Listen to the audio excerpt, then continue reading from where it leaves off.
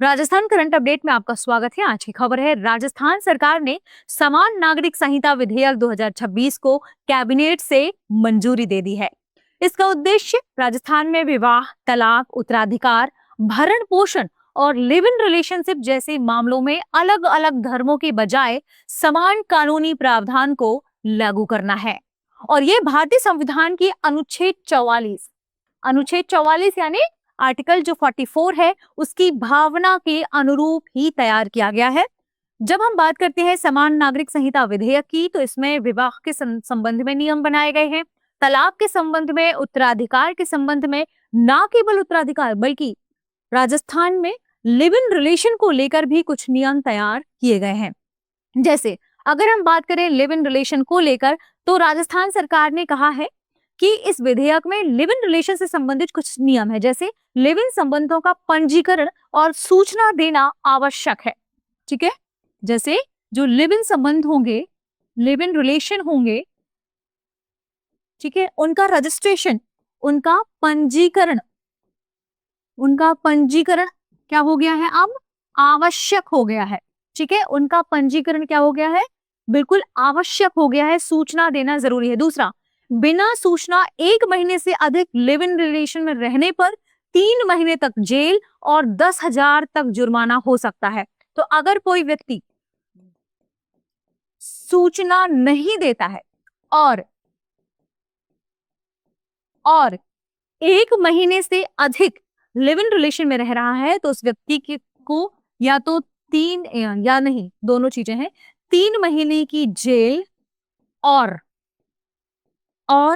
10,000 रुपए तक जुर्माना, 3 महीने की जेल और 10,000 रुपए तक जुर्माना हो सकता है। तीसरा, गलत सूचना देने पर भी सजा का प्रावधान है। तो लिव इन रिलेशन में के संबंध में अगर कोई गलत सूचना देता है तो भी इसमें सजा का प्रावधान रखा गया है, ध्यान रखिएगा। ठीक है, इसके अलावा लिव इन के संबंध में ही नोटिस का जवाब अगर कोई व्यक्ति नहीं देता, जैसे अगर सरकार को पता चला और उसने नोटिस जारी किया, तो नोटिस का जवाब नहीं देने पर 6 महीने तक जेल और 25,000 रुपए तक का जुर्माना हो सकता है। कितना? 6 महीने की जेल प्लस 25,000 रुपए तक का जुर्माना हो सकता है अगर नोटिस का जवाब नहीं दिया गया तो। ठीक है, ध्यान रखिएगा। जबरन सहमति लेने पर 5 साल तक की जेल का प्रावधान है। अगर कोई व्यक्ति जबरन सहमति ले, 5 साल तक की सजा, 5 साल तक की जेल की सजा का प्रावधान किया गया है। इसके अलावा अगर कोई व्यक्ति बच्चा है, 18 वर्ष से कम उम्र का है, ठीक है, तो 18 वर्ष से कम उम्र के व्यक्ति को शादीशुदा व्यक्ति की तरह रखा गया अगर, या उसे रखने के लिए बाध्य किया गया, तो उस व्यक्ति पर पॉक्सो के तहत कार्रवाई हो सकती है। ठीक है, तो ध्यान रखिएगा।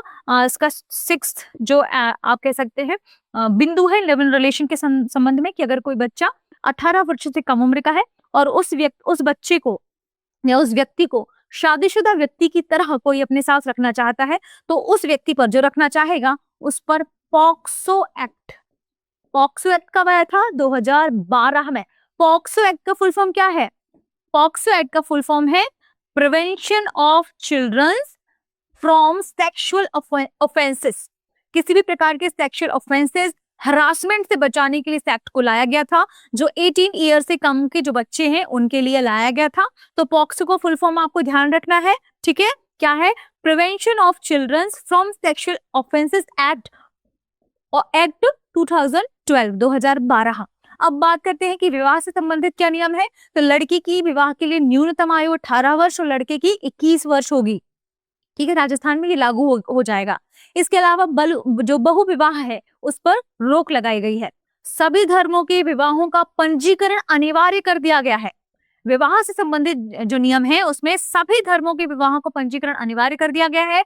बहु विवाह पर रोक लगा दी गई है और विवाह के बाद 60 दिनों के भीतर पंजीकरण व्यक्ति को कराना होगा जिसकी शादी होती है राजस्थान में अब। ठीक है, केवल पंजीकरण न होने से विवाह अमान्य नहीं होगा। कुछ समय सीमा भी दिखाई गई है, जैसे 60 दिनों के भीतर ऐसा करने के लिए कहा गया है। विवाह पंजीकरण में देरी या नियमों की अगर अनदेखी देखने को मिलती है तो फिर जुर्माने का भी प्रावधान किया गया है। तलाक के संबंध में क्या नियम है कि सभी धर्मों के लिए तलाक की प्रक्रिया समान होगी। विवाह विच्छेद यानी तलाक को कोर्ट के माध्यम से ही मान्यता मिलेगी। ये तलाक के संबंध में है। अगर पूछा जाए उत्तराधिकार के संबंध में क्या है, तो उत्तराधिकार के संबंध में कहा गया है कि अब उत्तराधिकार में समानता मिलेगी। क्या समानता मिलेगी? बेटी और बेटी दोनों को समानता होगी। बेटे और बेटी को समान संपत्ति अधिकार मिलेंगे, समान संपत्ति अधिकार मिलेंगे। बिना वसीयत मृत्यु होने पर संपत्ति के उत्तराधिकारियों को अलग अलग श्रेणियों में रखा जाएगा। ठीक है, ध्यान रखिएगा। अगर कोई व्यक्ति है, उसने वसीयत नहीं बनाई थी लेकिन उसकी मृत्यु हो गई है, तो संपत्ति के जो अधिकारी होंगे उनको अलग अलग श्रेणियों में रखा जाएगा। यदि कोई वैध उत्तराधिकारी नहीं है तो संपत्ति सरकार के पास चली जाएगी।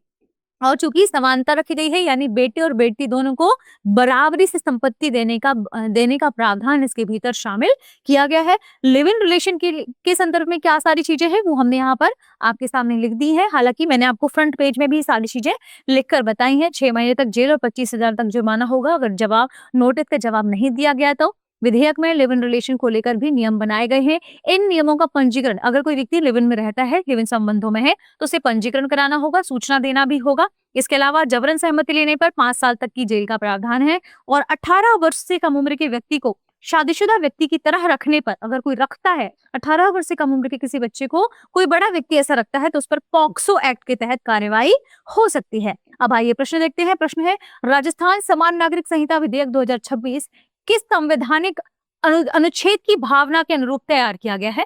अनुच्छेद 42, अनुच्छेद 44, अनुच्छेद 46, अनुच्छेद 48। इस प्रश्न का सही जवाब कमेंट सेक्शन में देना ना भूलें। मिलते हैं अगली वीडियो में। शुक्रिया। अब एग्जाम की तैयारी को और बेहतर करने के लिए हमारे चैनल को लाइक, शेयर और सब्सक्राइब करना ना भूलें।